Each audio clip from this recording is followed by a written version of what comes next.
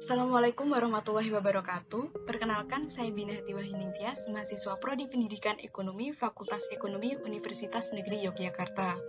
Di sini saya sedang menjalankan tugas mata kuliah Ekonomi Digital dengan membuat video pembelajaran dengan konten materi yang bertopik teori ekonomi.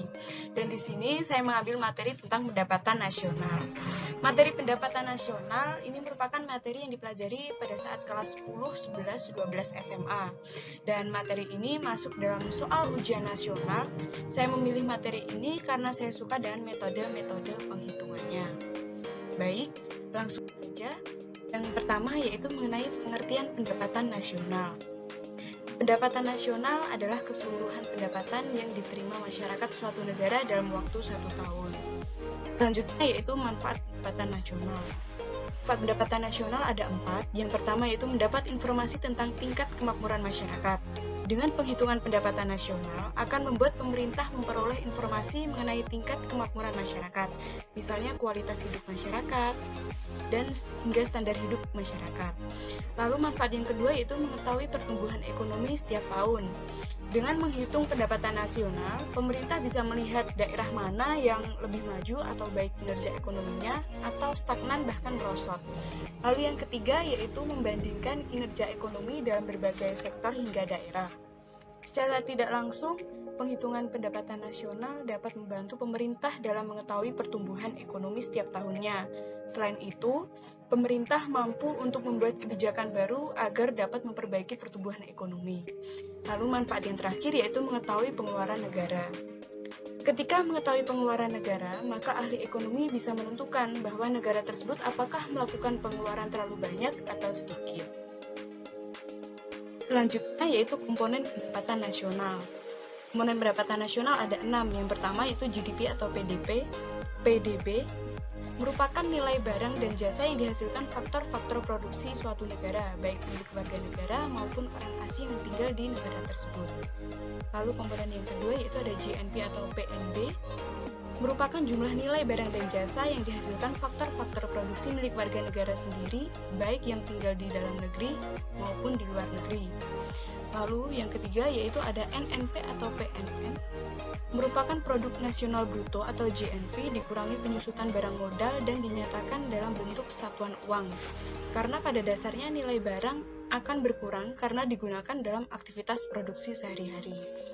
Lalu yang selanjutnya itu ada NI, National Income atau pendapatan nasional, merupakan produk nasional neto atau NNP tadi dikurangi pajak tidak langsung dan ditambahkan subsidi. Lalu yang selanjutnya itu ada PI, merupakan bagian pendapatan nasional yang menjadi hak individu dalam perekonomian sebagai balas jasa keikutsertaan dalam proses produksi.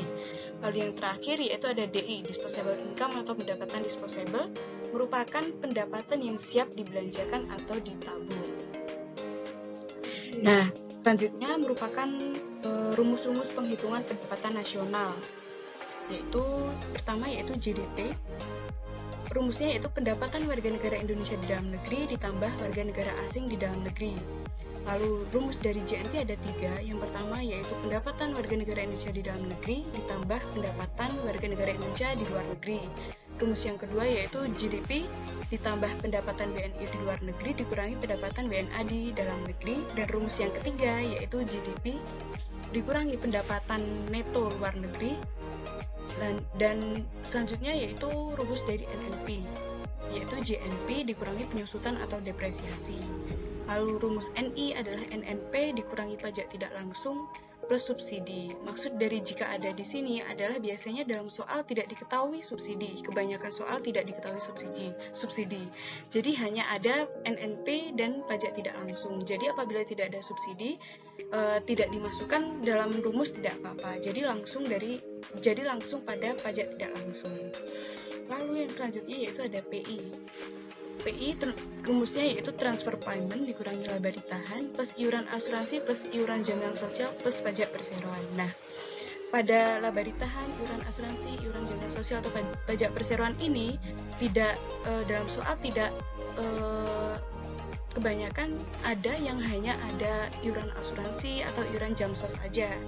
Pajak perseroan biasanya tidak diketahui. Jadi jika tidak dimasukkan salah satunya, jadi tidak apa-apa. Jadi dimasukkan yang hanya ada dalam yang diketahui dalam soal saja seperti subsidi ini tadi. Jadi sifatnya adalah opsional. Jika ada dimasukkan, jika tidak ada tidak dimasukkan, tidak apa-apa.